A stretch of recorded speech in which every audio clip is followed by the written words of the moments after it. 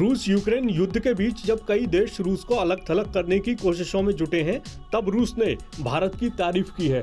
भारत में रूस के राजदूत डेनिस अलीपोव ने कहा है कि बहुपक्षीय मंचों पर उनके देश को अलग थलग करने की कोशिशों का समर्थन न करने के लिए रूस भारत की सराहना करता है। इसके साथ ही उन्होंने कहा कि भारत और रूस के बीच द्विपक्षीय व्यापार भी बढ़ रहा है। स्पुतनिक से बातचीत में अलीपोव ने भारत और रूस के संबंध के बारे में कहा कि ये साझेदारी एक गहरी रणनीतिक नींव पर टिकी है, जो न केवल मजबूत ऐतिहासिक जड़ों पर आधारित है, बल्कि भविष्य की वैश्विक व्यवस्था के समान दृष्टिकोण पर भी आधारित है।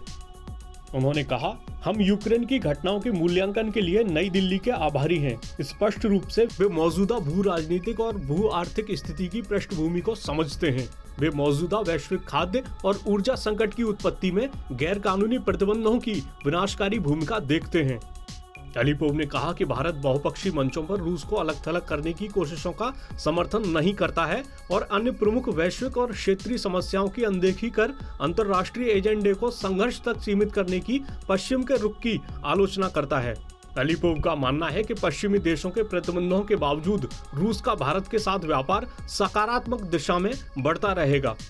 उन्होंने कहा, दुर्भाग्य से यूक्रेन में स्पेशल मिलिट्री ऑपरेशन लॉन्च होने के बाद भारत और रूस के बीच सामानों की सप्लाई में कुछ दिक्कतें थीं। हालांकि अब हम सफल तरीके से इन बाधाओं से ऊपर उठ चुके हैं।